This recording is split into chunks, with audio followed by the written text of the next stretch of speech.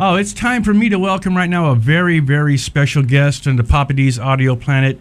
Keyboardist extraordinary, one of the busiest guys in the business right now, Mr. Eric Ragno. Papa D, what's going up, on, brother? How's it going, man? Man, great to have you in here, you know? This is a great place, man. I'm really enjoying it here today. It's the place to be for me anyway. You know? No, it's cool. Everyone's been really nice. Eric, let's talk a little bit about your background. What got you into playing keyboards and piano?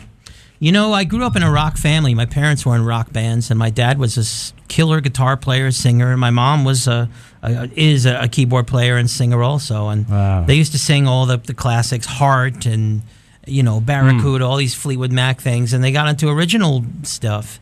And they were, you know, doing 4 original sets a night and making videos and playing colleges when I was in high school. So there were keyboards everywhere, like all over the house. No you know? escape, huh? Yeah, and I'd always be like, you know, playing with them and tweaking them when no one was around. Yeah. And at one point their drummer quit and they needed a drummer, and I started playing drums with them for a while. Right? Yeah, I was like 14, 15 years old. I was just this annoying little kid. And they started doing gigs. And when I was big enough and old enough, they let me get on stage with them and do stuff. And keyboards was just a natural, you know, I just love the creation of sounds. I love those 80s records like The Cars and Asia and all these amazing bands where you know, they weave this tapestry of sounds, and I wanted to make that. You know, I wanted to be that guy that made the cool sounds. So I love that interesting choice of words, tapestry. You know, right? That's so Carole King. It's like back in the day, you know, keyboards, you really had to work to create something different. Now you just push buttons. Oh, it sounds great. It sounds like this and that. But those innovators back in the day, they really tried to take you somewhere, you know, to another world. Yeah. Well, if you look at like early pictures of Rick Wakeman's gear, it's so all like homemade looking and everything. You know what I mean? A lot of it really was. Or the early Moog stuff. Right, looking like prototype stuff. Yeah. But, you know, creating sound. No, though, that was real science.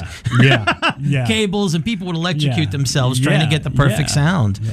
This is before digital, people. Yes, and that's all good. I mean, digital now, you hit it at the touch of a button. But I think there's a laziness where it's like, oh, that's good enough. And like, no, let's take you someplace. And this Chimera record we were talking about, they let me go wild with the sounds and the tapestries, the imagery of let's take it to a place.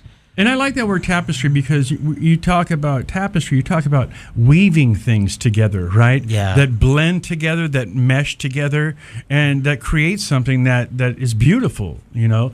And that's really cool. How old were you when you started playing keyboards? Oh, man, I must have been like 9 or 10 years old. Is that right? They were all over the house, and my dad saw I took an interest, so he made me learn chords, and I couldn't have dinner until I could play this song or that song all the way through. And it was a discipline of hearing it and transitioning. I took lessons in the city in New York at a young age. Paul Simon had a guitar study center where he taught. Oh, is that right? Yeah, he had a staff that taught keyboards and voice and other things. And as soon as you know, my mom would take me. She'd take lessons, and she'd take me on the subway after school, and I'd learn to play, you know, Christopher Cross or you know, Steal Away. You know, these Robbie Dupree. Yeah, Robbie Dupree. What's up? Yeah, the hits of the day, and I loved it.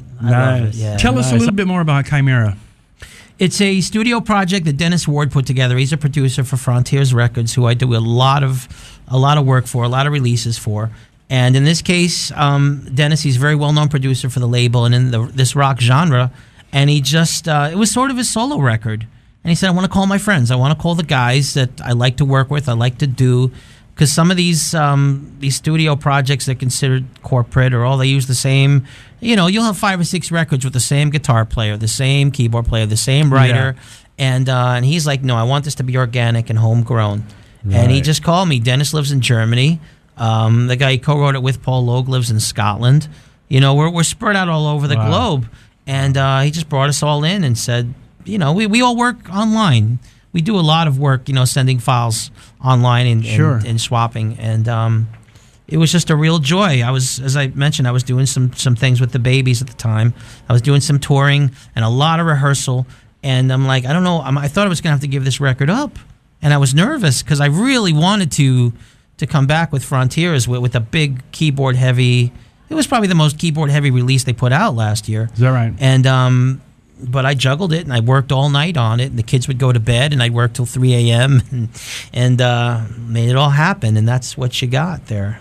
All right, well, we're going to hear what happened. Chimera, Never Give Up on You, right here on Papa D's Audio Planet with my special guest, Eric Ragno.